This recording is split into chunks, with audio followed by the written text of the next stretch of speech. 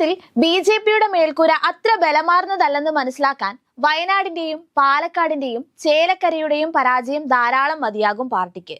വിലയിരുത്തലിൽ ഇടതുപക്ഷ വലതുപക്ഷ മുന്നണിയേക്കാളും ഒരു പടി മുന്നിൽ നിൽക്കുന്ന ബി.ജെ.പിക്ക് എന്തായാലും അത് മനസ്സിലാകാതെ പോകില്ല. വിജയ വോട്ടുകളുടെ ചർച്ചയേക്കാൾ ഇപ്പോൾ ഏറെ ചർച്ച ചെയ്യപ്പെടുന്നത് ബി.ജെ.പിയുടെ വോട്ട് ചോർച്ചയാണ്.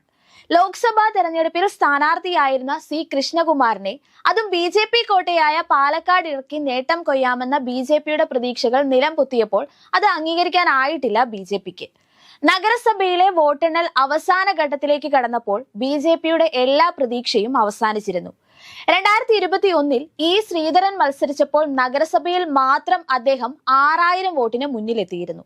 ബി.ജെ.പിയുടെ ശക്തി കേന്ദ്രങ്ങളിൽ രാഹുൽ മാങ്കൂട്ടത്തിലും ഡോക്ടർ പി സരിനും കടന്നുകയറിയതാണോ, ബി.ജെ.പിയുടെ നേതൃത്വ നിരയിൽ വന്ന അപാകത തന്നെയാണോ ബി.ജെ.പിക്ക് തിരിച്ചടിയായിരിക്കുന്നതെന്നാണ് ചർച്ചാ വിഷയങ്ങൾ. എ ക്ലാസ് എന്ന് ബി.ജെ.പി കരുതിയ മണ്ഡലം നേടാനായതിലും ഇടിവാണ് വന്നത്. 10,000-ഓളം വോട്ടുകളാണ് കുറഞ്ഞത്. ഇത് നിസ്സാരവൽക്കരിച്ച് കാണാൻ ബി.ജെ.പിക്ക് സാധിക്കില്ലെന്നത് വ്യക്തമാണ്. കഴിഞ്ഞ തവണ ഇ ശ്രീധരൻ 50,220 വോട്ടുകൾ നേടിയപ്പോൾ ഇക്കുറി കൃഷ്ണകുമാറിന് 39,529 വോട്ടുകൾ മാത്രമാണ് നേടാനായത്. എന്നാൽ സരിന്റെ വരവ് ഇടതുമുന്നണിക്ക് നേട്ടമായി എന്നാണ് വിലയിരുത്തൽ. LDFന് കഴിഞ്ഞ തവണത്തേക്കാൾ 2,500-ഓളം വോട്ടുകൾ അധികം നേടാൻ കഴിഞ്ഞിട്ടുണ്ട്. 2001 LDFന് 35,622 വോട്ടുകളായിരുന്നെങ്കിൽ ഇക്കുറി 37,458 വോട്ടുകളാണ് നേടിയത്. ബി.ജെ.പിയുമായുള്ള വ്യത്യാസം കേവലം 2,071 വോട്ടുകളിലേക്ക് എത്തിക്കാനും സരിന് കഴിഞ്ഞു. സന്ദീപ് വാര്യർ ഇഫക്റ്റ് എത്രത്തോളം ഉണ്ടെന്ന ചോദ്യത്തിന് പാലക്കാട്ട് ബി.ജെ.പി തോൽവിയിൽ ഒരു നായർക്കും വാര്യർക്കും പങ്കില്ല എന്നായിരുന്നു NDA സ്ഥാനാർത്ഥി സി കൃഷ്ണകുമാറിന്റെ മറുപടി.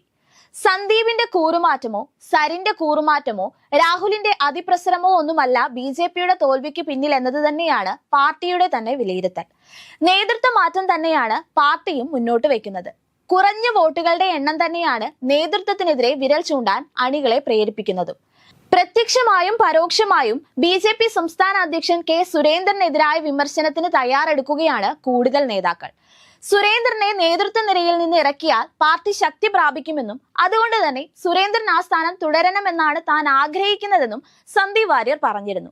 അതിന് പിന്നാലെയുണ്ടായ ബി.ജെ.പിയുടെ വൻ പരാജയം പല നേതാക്കളെയും അതേ രീതിയിൽ ചിന്തിപ്പിക്കാൻ ഇടയാക്കിയിട്ടുണ്ട്. സി കൃഷ്ണകുമാർ എന്നത് സുരേന്ദ്രന്റെ വാശിയായിരുന്നത് കൊണ്ട് തന്നെ പാലക്കാട് മണ്ഡലത്തിൽ ക്യാമ്പ് ചെയ്തായിരുന്നു സുരേന്ദ്രൻ തന്ത്രങ്ങളൊക്കെയും മെനഞ്ഞത്. എന്നാൽ ആ തന്ത്രങ്ങളൊക്കെയും അടിവേരോടെ ഇളകി പാളിപ്പോയി. സുരേന്ദ്രൻ വളരെ കുറച്ചു മാത്രം പോയ ചേലക്കരയിൽ പാർട്ടിക്ക് കൂടിയത് 9,000-ലേറെ വോട്ടുകളാണ്. അതുകൊണ്ട് തന്നെ അണികൾ അധ്യക്ഷനെതിരെ തിരിഞ്ഞില്ലെങ്കിലല്ലേ അതിശയമുള്ളൂ.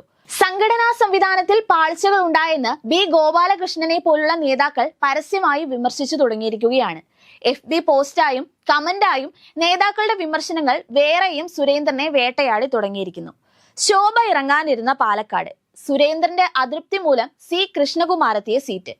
ശോഭ എന്ന ഓപ്ഷൻ അവിടെ ഇല്ലായിരുന്നെങ്കിൽ സുരേന്ദ്രൻ ഇപ്പോൾ ഇത്ര ഉരുകേണ്ടി വരുമായിരുന്നില്ല. ശോഭയായിരുന്നെങ്കിൽ ഇതല്ല ഫലമെന്നാണ് പാർട്ടിയിലെ ഭൂരിപക്ഷത്തിന്റെയും നിലപാട്. കൃഷ്ണദാസ് പക്ഷവും അധ്യക്ഷനെതിരായ പടയൊരുക്കത്തിലാണ്. സുരേന്ദ്രനിൽ അടിയുറച്ച് വിശ്വസിച്ച RSSനും കിട്ടിയത് കനത്ത പ്രഹരം തന്നെ. സംഘടനാ പ്രശ്നങ്ങളിൽ സുരേന്ദ്രനൊപ്പം നിന്ന കേന്ദ്ര നേതൃത്വം ഇനിയൊന്ന് മാറ്റി ചിന്തിക്കാൻ സാധ്യതകൾ ഏറെയാണ്.